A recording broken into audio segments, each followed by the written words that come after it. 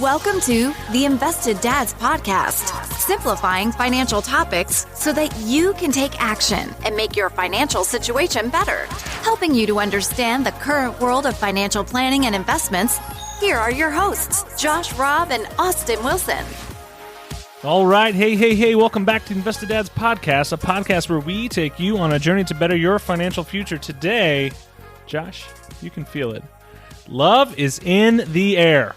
That's right. Today we're going to be talking about Valentine's Day, and it's a chance to remind all single people how much money they get to save throughout the year. I mean, seriously, when we start going through a couple numbers that we have in here, yeah, you're gonna be thankful you're single. Yes, that's right. I thought, it's February, the shortest month of the year. True, the love month. Is that why? I mean, it's the shortest month of the year. I think it's breaking up the slowness of the winter with something exciting to look forward to. So with all of the, astronomy, rotation of the Earth, really smart people, much smarter than me, figured all of this out a long time ago. Who was like, wait, we're a little couple extra too many days. We need February, you're going to get shorted. And it's crazy because you have some months with 31 days, right? Some months with 30. You could take a couple of those 31 days, add it to February, and make it a 30. Nope. 28. Can't do that. Got to do it. 28 days. And, obviously they were rotating around seasons more than anything and trying to fit in those calendar months within the seasons. And so spring shows up, you don't want to overlap. I mean, and it's such an American, like, I don't know if it's not Americans that developed the 12-month calendar, but we do everything in 12s, feet, all of those things. Like, they don't make That's sense. Horrible. Don't get me on that. Why didn't we do 10s? I would go metric. I would go metric in a heartbeat. I don't want to have to relearn it, but metric makes a million times more sense. It's a decimal system. I know. In groups of we use it for our money. Why don't we use it for everything else? Nice. Anyway, so yes, Valentine's Day. One thing I love. One thing you love. We're not there yet.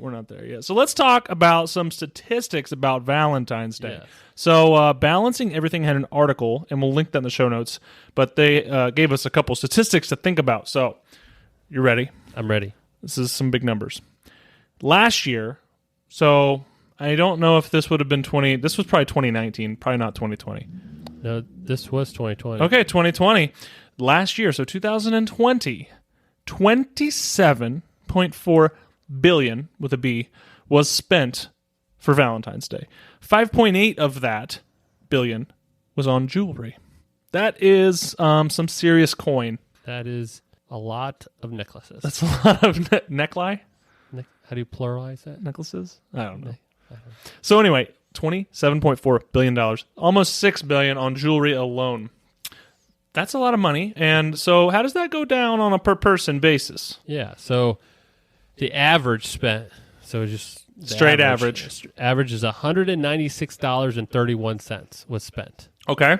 All right. So then when we break it down, though, men in 2020 average spent $291.15. Now, if you know anything about averages, if that number's high, guess what? The other side's got to be low. The average in the middle. All right. So women spent $106.22. So men love their wives more than wives love their husbands on a financial basis.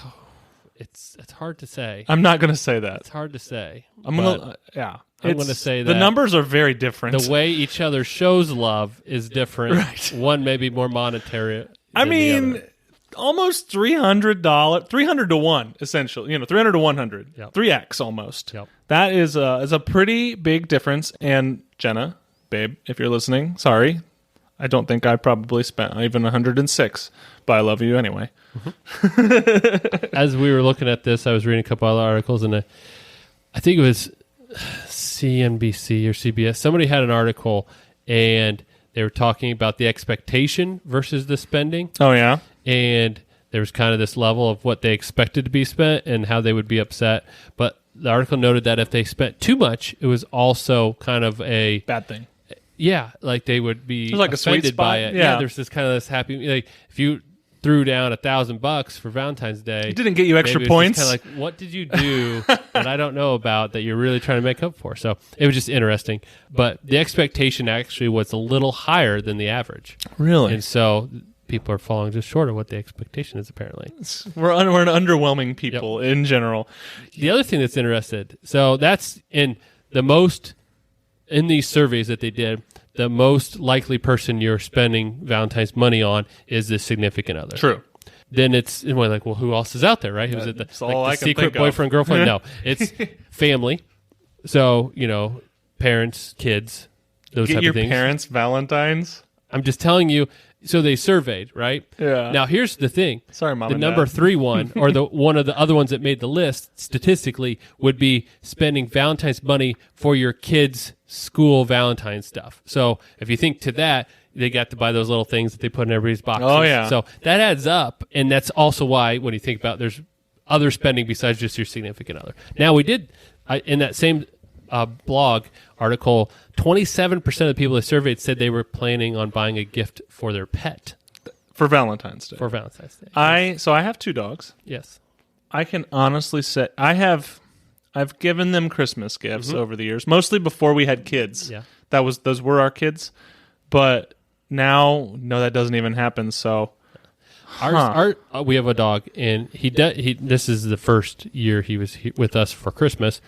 He got a gift, but it was a distraction gift so that he could chew on a bone while we were doing our gifts. Christmas stuff, right? So, he got something out of it. But I don't think we've ever got anything for Valentine's Day for our pet. But, let's say maybe you are a single person and you want to participate. Maybe that's your special something that you want to do. I mean, hey, whatever floats your boat, people. Y'all enjoy yourself. Another interesting statistic that I found was in 2019, 224 million roses were sold. That's a lot of roses. That's a lot of roses. That's a lot of flowers. I'm just trying to visualize how many rooms would 224 million roses take up? Gyms, mini gymnasiums. Yes. That's a lot of flowers. Imagine those if you're allergic to flowers. Oh man. We're going crazy. So a dozen roses in 2019 cost an average of $97.22. That seems like a lot of money for 12 flowers. I'm going to be honest with you. I don't think I would pay $100 for roses. So I'm just not going to do it. I'm doing this math live on my phone. Typing it in.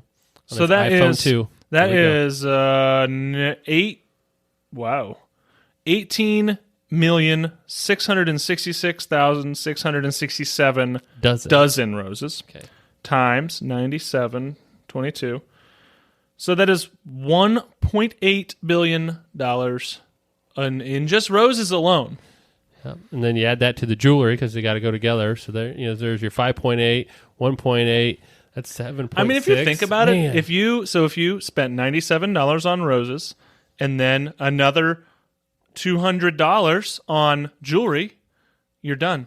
You got your $291, and you've got maybe that's the sweet spot for your happy wife. Well, so I mean, if you do think about it, guys don't get flowers, right? I don't get flowers. When I'm in weddings, I get a flower. You get a little. That's it. Yeah, they will stain your shirt. Yeah, but in general, that's not a gift that guys get. Flowers. So there's $100. So if you go from $291 to $200, you're only double. Roughly, yeah. You're and then in this, men usually are the ones paying for the dinner. So does that go into a chunk of there? This is the total spending that includes eating out. So it's not. I don't think it's as far. Okay. It's stretched out between the two because they part of the surveys of some ones I was reading is when they asked, well, what do you plan on doing? Eating out was the top one. I mean, you go to a nice steakhouse, you'll drop $100 and some bucks easy on dinner. So then you're right there. You're right. Maybe there. Guys actually spend less. If you take flowers and food out, half the food's for us anyway. It's good. Wow, those are some interesting statistics. I cannot say statistics this week, Josh. It's a hard word. It's like it's like when we were talking about GameStop stock. Yes. Ooh, I did it right. Did it. GameStop. Check out that episode if you're still watching the news and that's still going crazy because crazy that just came out. But anyway, that is some statistics. Let's talk about things. One more thing. Oh, this is not. It's not in there, but you ready? 2020 Valentine's Day, February 14th. Yeah. If you think about it, that was pre-COVID. pre-COVID, but I mean, COVID was in the news, but it wasn't in lockdown quite yet. That spending was up 33% from the year before. 33% in a year? In a year. Wow. And so I think maybe people kind of were like getting a little worried and spent some money on going out. I'm not sure, but I saw that, and they're anticipating the spending going back down to pre-COVID levels. Yeah. Or even below, I think, probably. Yeah. Wow. But maybe there's a lot of pent up, like, I need to get something. That's a lot of money. So it's just something crazy. So, yes, all statistics aside, let's talk about some things that Josh and I love. Because love. February 14th, Valentine's Day. This is coming out that week. What are some things we love in the finance world? What are some things we love outside the finance world? I'm going to start us off.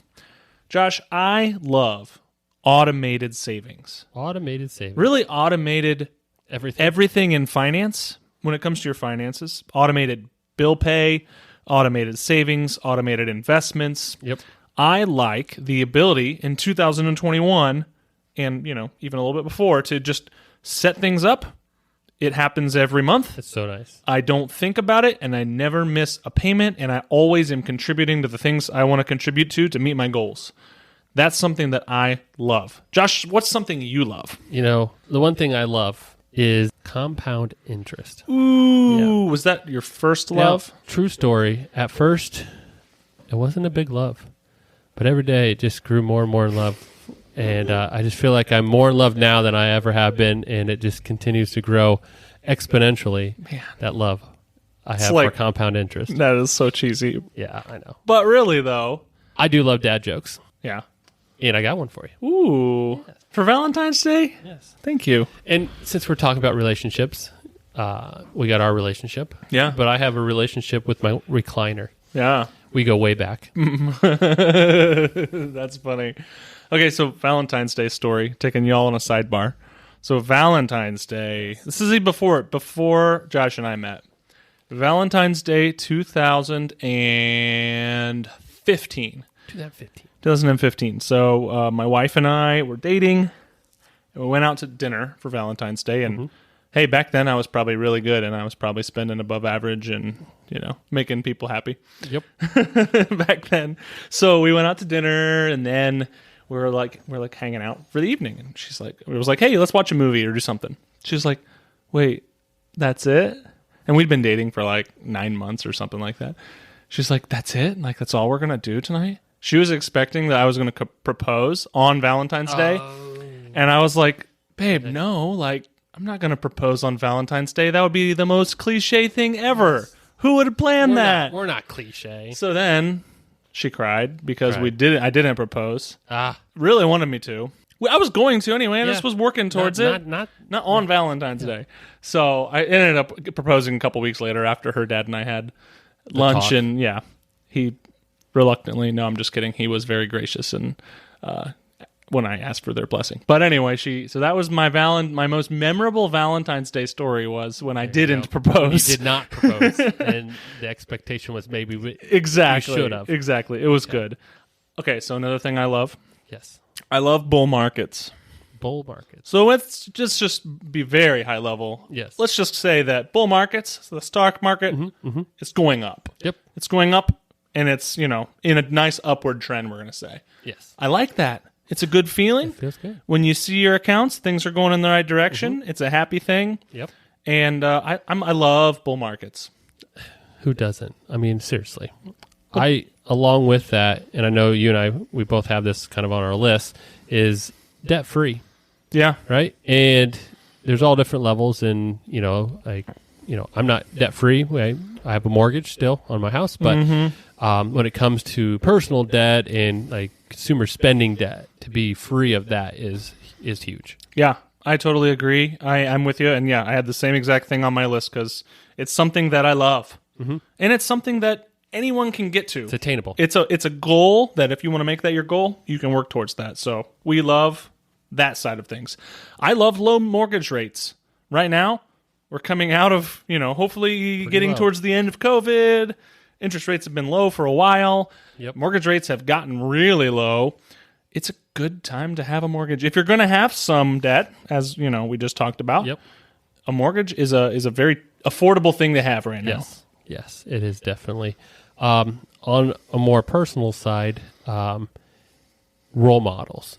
I love being able to not only have role models that help you with guiding you, but being able to learn and grow from them is just huge. And, there's different ones for personal family, but from a business standpoint, there's some pretty cool role models out there. And, like we've talked about, like Warren Buffett is one where from a personal standpoint, I don't really know him, right. But from an investment standpoint, he kind of set this standard of this buy, hold, look at the underlying values. Like he set some pretty good standards and to be able to see him while he's still working, not just read about it in a book, but be able to watch and observe. Yep. I think that's pretty cool. Yeah. So I do like that.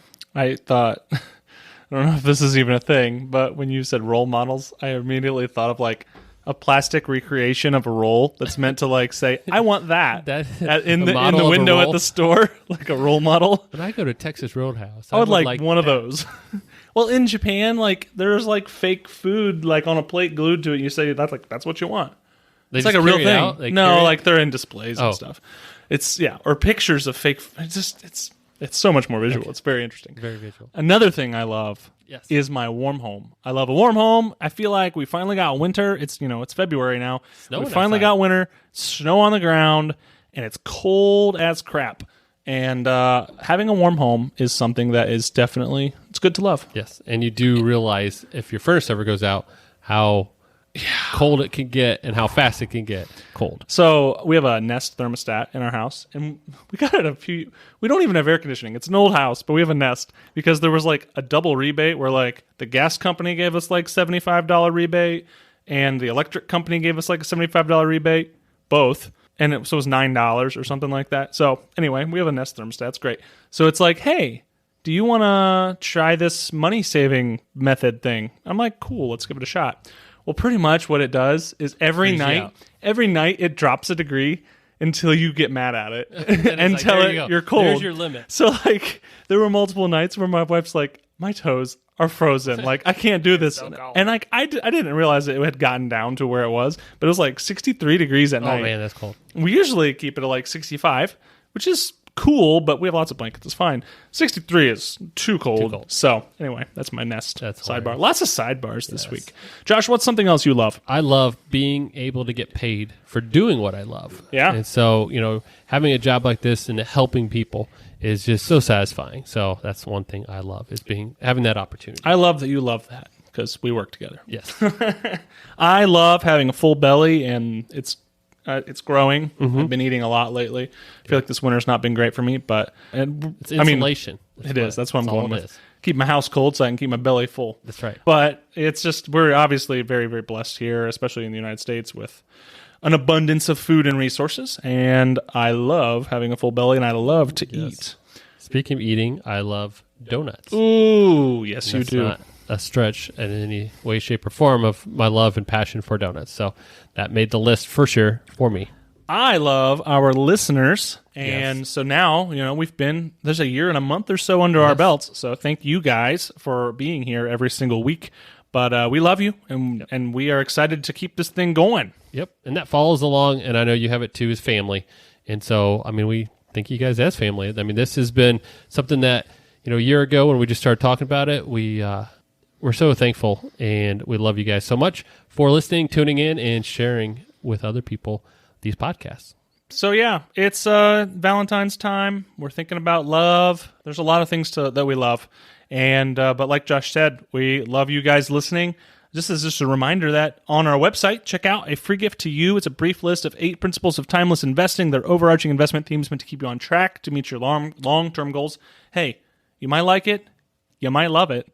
Check it out. It's free on our website. Josh, how can people help us grow this podcast? If you love this podcast, then subscribe, and you'll get a free alert every time we drop an episode, which is Thursdays. And then review us on Apple Podcasts. If you have any suggestions or topics, or just want to tell us what you love, send us an email at hello@theinvesteddads.com. And again, share this with your close friends and family. All your loved ones need to hear this episode. All right. Well, until next Thursday, have a good week. All right. We'll talk to you later. Bye. Thank you for listening to the Invested Dads Podcast. This episode has ended, but your journey towards a better financial future doesn't have to. Head over to theinvesteddads.com to access all the links and resources mentioned in today's show. If you enjoyed this episode and we had a positive impact on your life, leave us a review, click subscribe, and don't miss the next episode. Josh Robb and Austin Wilson work for Hicks & Zerker Capital Management. All opinions expressed by Josh, Austin, or any podcast guests are solely their own opinions and do not reflect the opinions of Hicks & Zerker Capital Management. This podcast is for informational purposes only and should not be relied upon for investment decisions. Clients of Hicks & Zerker Capital Management may maintain positions in the securities discussed in this podcast. There is no guarantee that the statements, opinions, or forecasts provided herein will prove to be correct. Past performance may not be indicative of future results. Indices are not available for direct investment. Any investor who attempts to mimic the performance of an index would incur fees and expenses which would reduce returns. Securities investing involves risk, including the potential for loss of principal. There is no assurance that any investment plan or strategy will be successful.